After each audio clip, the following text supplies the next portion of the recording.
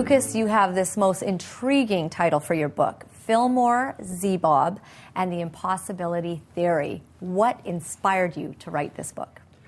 Well, I've always loved writing, and when some of my history that recently happened about 4 years ago, I started to get a sense that I needed to do something to give back to kids. And cancer is a weird disease, and what it does to you, and gives you this different kind of perspective on life. And you know, and you've actually experienced that. Yeah, absolutely. I went through more treatments than I can name. And where was your cancer?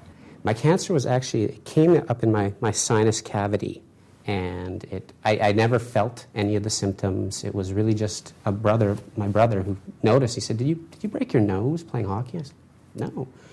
And so we thought it was just a sinus infection or something, so we went to the doctor, and lo and behold, it just went downhill from there. Life-changing. Absolutely. And so, you know, I got a different perspective on life and what's important, and it just changed your values.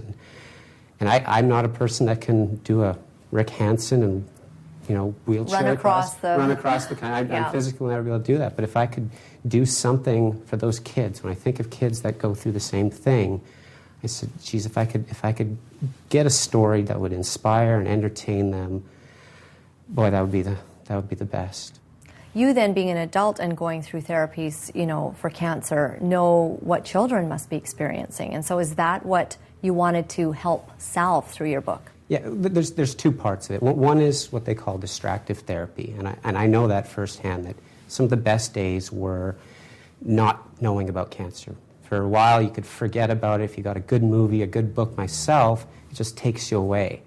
And I thought if I could do that with kids, to just give them an hour, I'd love to just sit there and read to them and let them forget about what they were going through and take them to another world.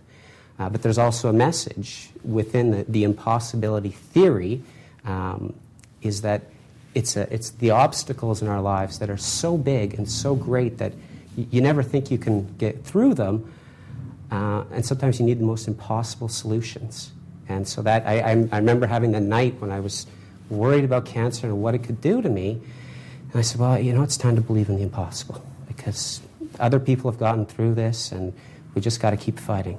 So what was your impossible thing that you had to get, and did you get it? It was simply the mental fight of cancer.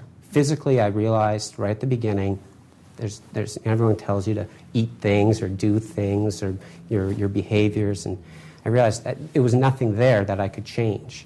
But mentally, I could have that sense that cancer would never win. And I still believe that physically it may do what it does, but mentally I will never lose to cancer, because I just won't allow it.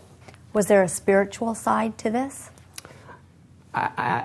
Spiritual side in the sense that, yes, I do believe there's something beyond, and I think it's more a sense of what the world has given me, I need to give more back, and that's ultimately how the world does.